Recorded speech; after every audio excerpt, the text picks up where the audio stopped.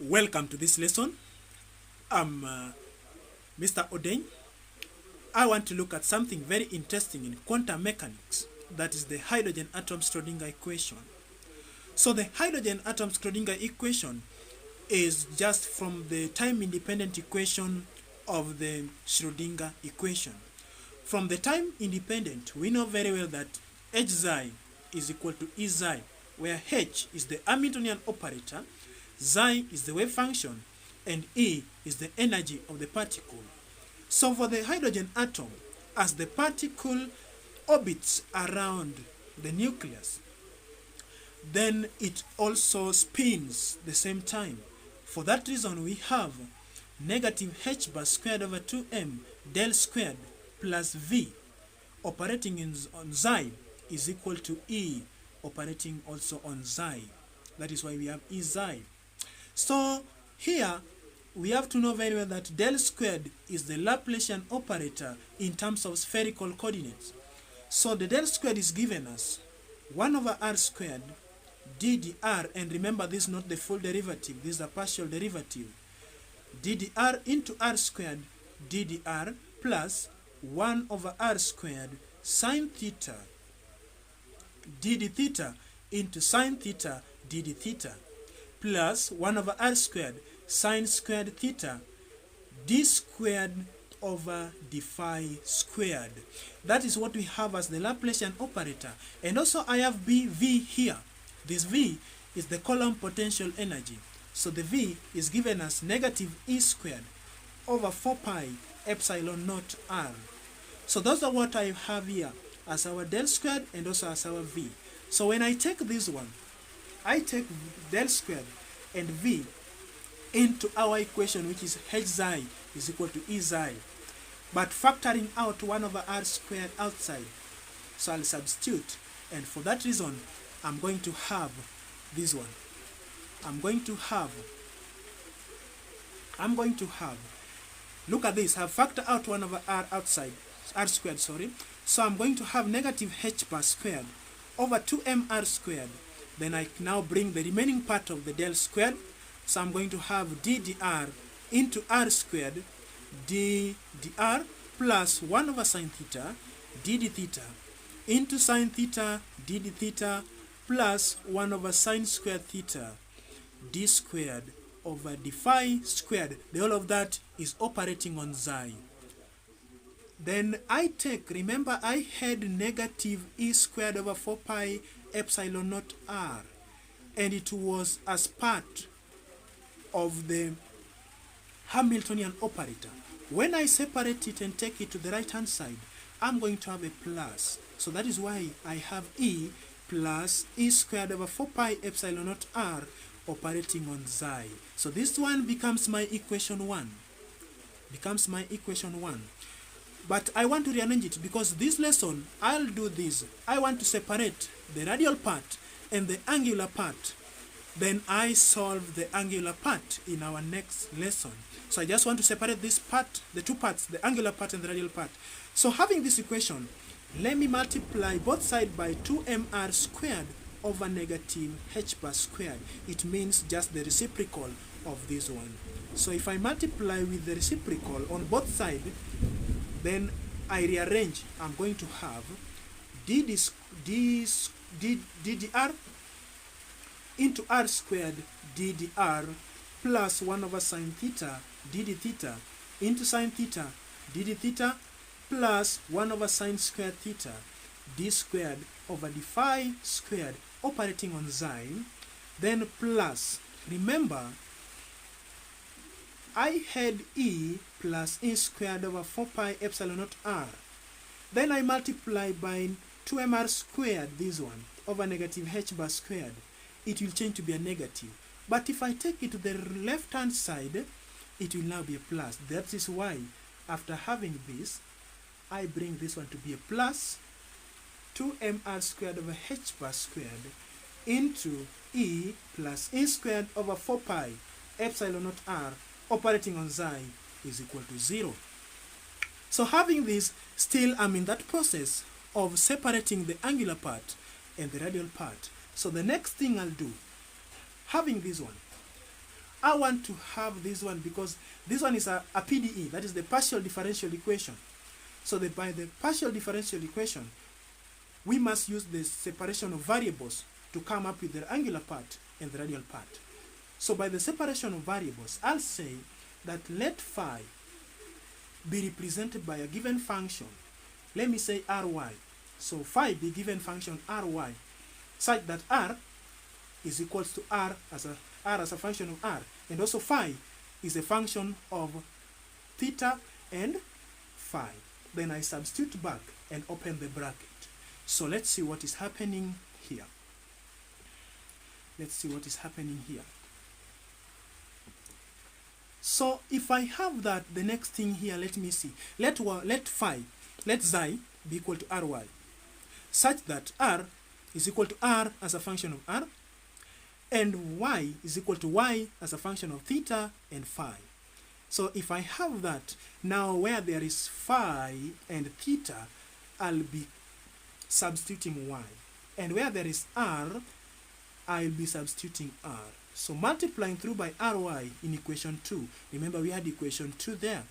In equation 2, after substituting, because in this first part, I have d dr into r squared d dr. So if I have that, and remember we defined phi as y, phi is equals to ry.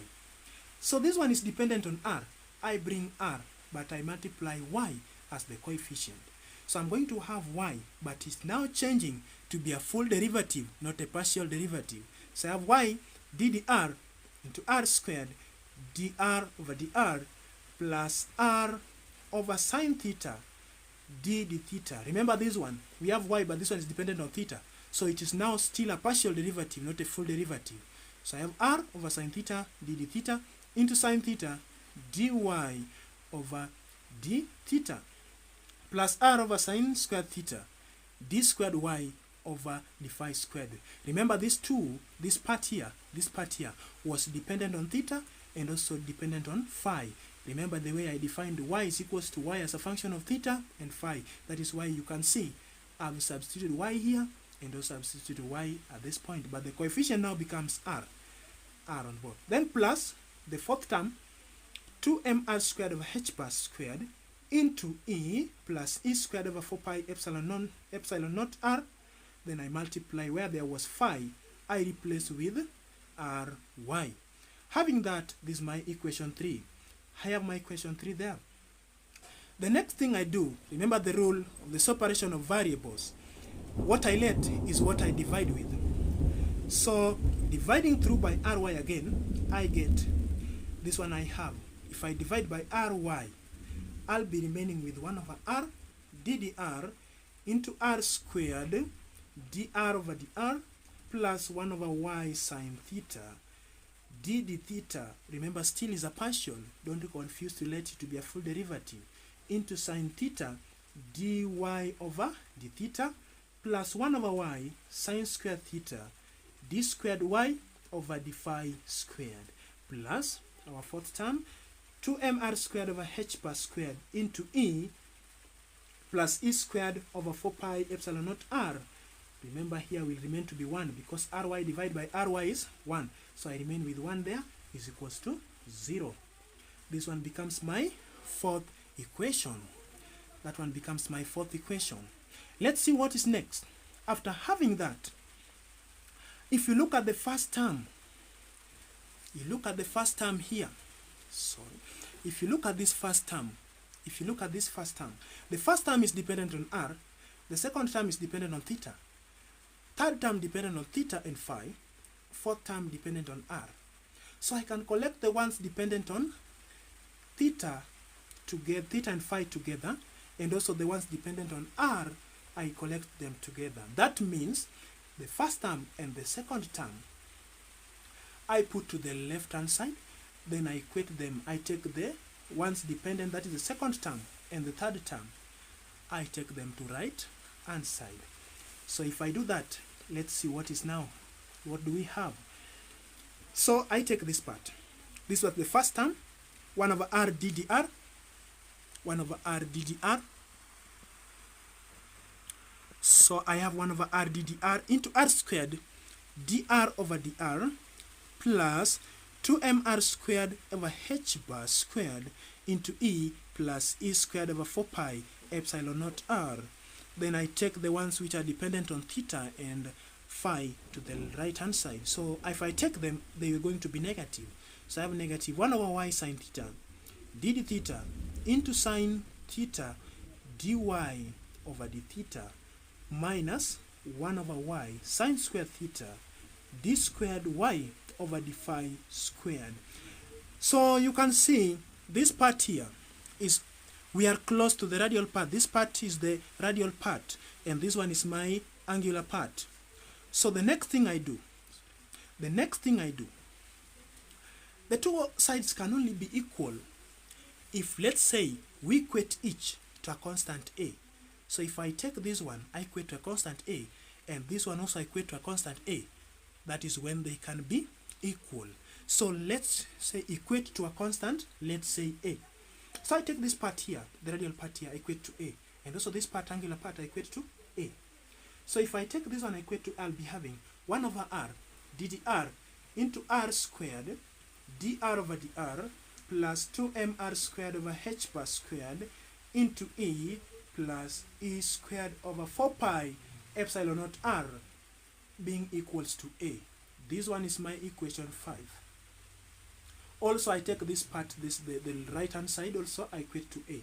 So I'll be having that part to be negative 1 over y sine theta d d theta into sine theta dy over d theta minus 1 over y sine squared theta d squared over d phi squared being equals to a.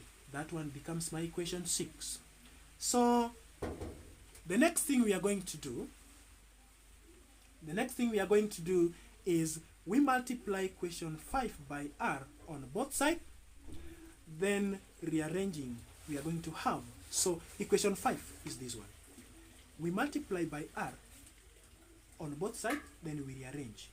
That means I multiply here by r, I multiply here by r, and also this one I multiply by r. Then I rearrange. When I do that, I'm going to have ddr into r squared dr over dr plus 2mr squared over h bar squared into e plus e squared over 4 pi epsilon naught r minus a h bar squared over 2mr squared operating on r is equal to 0. This part here, if you are disturbed how it is coming, just do the rearrangement. The first thing, multiply both sides by r. That means here I'm going to have r, here I'm going to have r. Then you do your computations. You bring it to the side that you want to make it to come, have it in the left hand side. You realize the whole equation is coming to be this.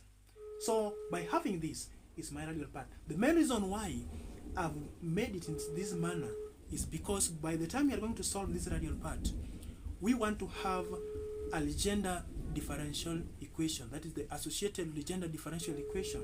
So the reason why I must make it this form is for us to have an easy way of solving that Legendre differential equation. So this one is my radial part. The next thing I do is also to this part here. I want to have the angular part also rearranged. So the angular part, the one thing I'll do is I divide through by negative. The first thing I do, it means this negative disappear. This negative disappears. Here I'm going to have negative ay. Then I multiply by y to do away with this y here. I multiply by y.